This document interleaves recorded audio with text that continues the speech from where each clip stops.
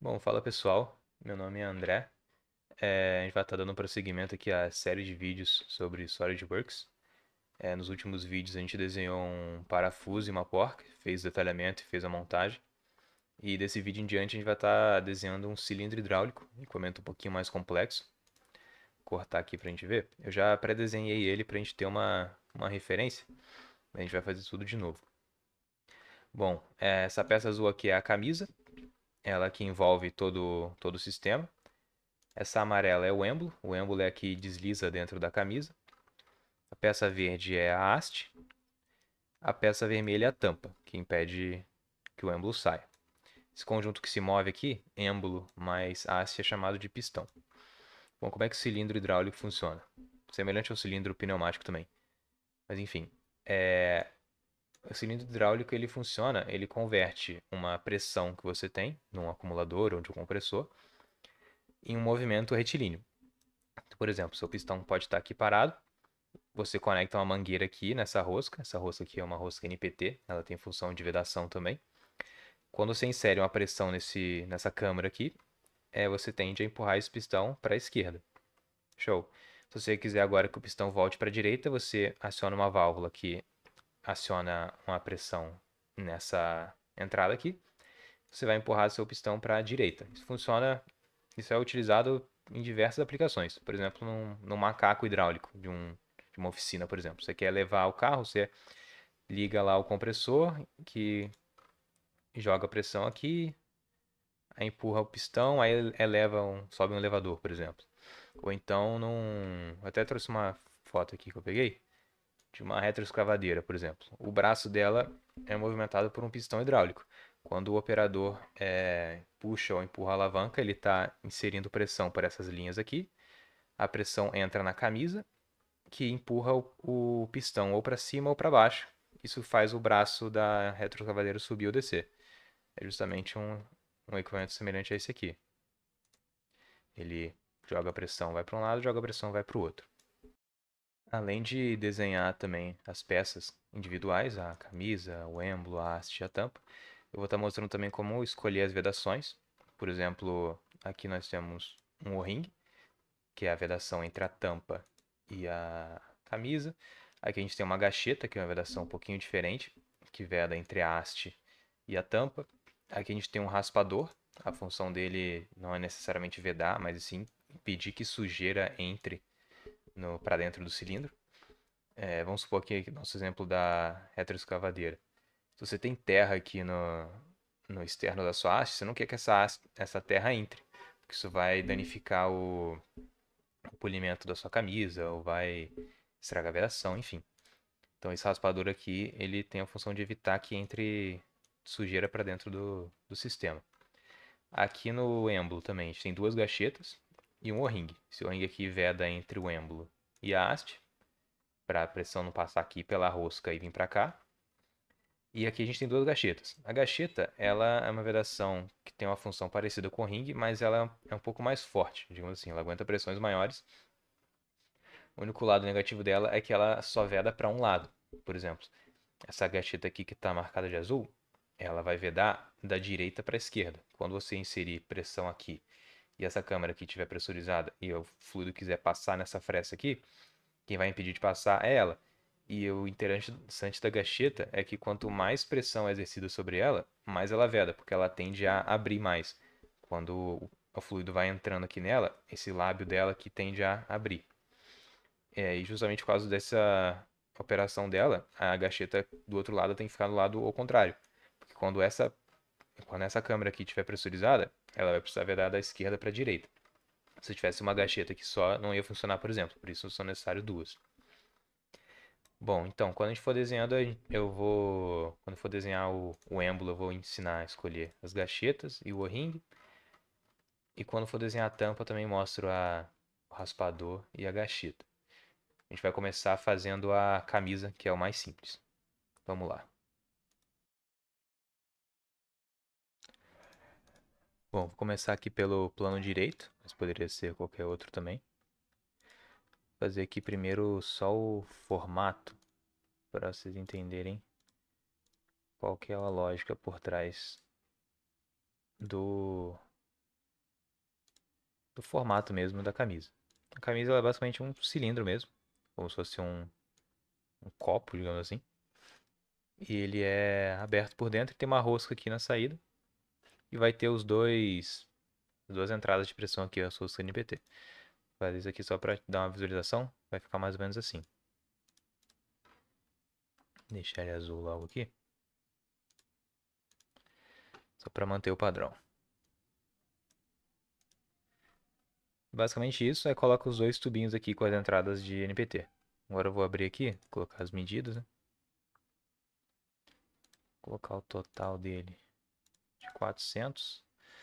Colocando as medidas aproximadas só para ficar parecido mesmo com o que eu tenho de exemplo. Aqui vai ficar 130. Aqui vai ser a saída de rosca. A rosca aqui não importa muito qual que eu vou colocar, mas vai ser uma rosca métrica. Ela não tem função de vedar, porque a vedação vai ser no ring, aqui na tampa, a gente vai ver isso depois. Mas como aqui é 100, eu quero que a rosca fique um pouquinho maior, eu vou colocar aqui uma M110. Eu olhei na tabela lá que a M110, o furo do núcleo dela é mais ou menos 105. Então vai dar certo. E aqui a saída eu vou colocar 110. Essa parte da rosca eu tô passando mais rápido que a gente já viu um pouco disso nos primeiros vídeos. Vou aqui 45 graus, só um acabamento mesmo. Opa.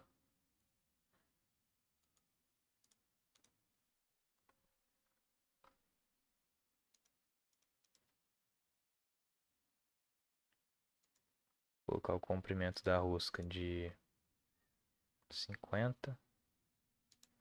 Esse aqui 60.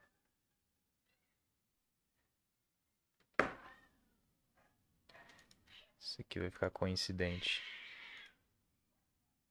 Show. E profundidade aqui vamos botar uns 380. Vai ficar com 20 de parede lá no fundo.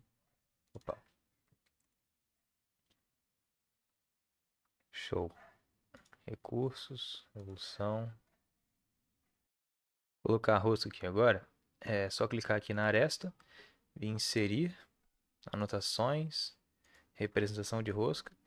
E aqui geralmente tem o nome da rosca, sei lá, um M30, um M20, M40, mas como o M110 é muito grande, ele não tem aqui no padrão do Solid. Então, quando não tiver, é só escrever aqui qual que é o furo do... qual que é o máximo da rosca, no caso, como eu estou aqui fazendo a fêmea, boto 110 e só escrever aqui um M110, passo 4, pode ser. Show. Aí o próprio Solid ele coloca esse desenhozinho aqui para representar a rosca, para não precisar ficar fazendo aquele corte por varredura toda hora. Show, o corpo está pronto. Agora vamos fazer as entradas de pressão. Criar um esboço no plano direito, cortar a peça aqui ao meio para a gente enxergar melhor. O que eu vou fazer? Vou criar uma linha de centro aqui. E vou simplesmente desenhar um taruguinho aqui, como se fosse soldado aqui em cima. Colocar o diâmetro dele de 25. Pode ser 25. Depois eu mudo qualquer coisa ficar muito grande. Aqui vamos botar a altura de 15.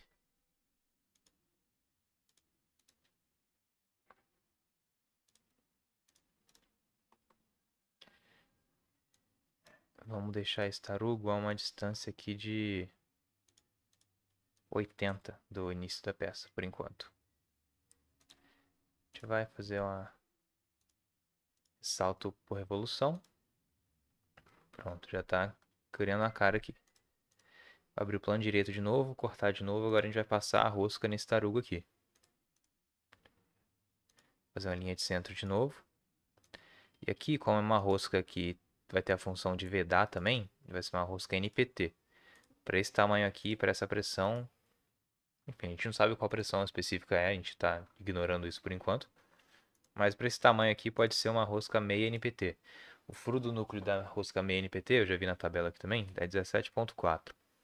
Isso qualquer tabela de rosca tem. Se eu começar a aprofundar nisso, o vídeo vai ficar com tempo até demais. E aqui pode ser qualquer furo, botar 7, uma broca 7 milímetros.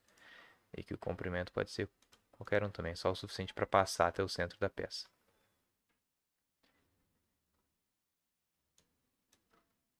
botar um pouquinho menos, vou botar 30 aqui. 33. Show. Você tem um corte por varredura. Corte por revolução, quer dizer. Show. E agora a gente vai colocar a rosca aqui também. Da mesma forma que a gente fez no outro. Inserir anotações. Representação de rosca. Só que dessa vez a rosca NPT ela tem aqui sim. Essa straight pipe. É como se fosse NPT. Tipo assim, ela tem o mesmo tamanho da NPT. No caso, a NPT é uma rosca cônica e essa aqui representa uma rosca paralela. Mas aqui o tamanho é o mesmo. Então é meia NPT, 14 fios. Até o próximo. Deixa eu ver qual comprimento que eu coloquei aqui.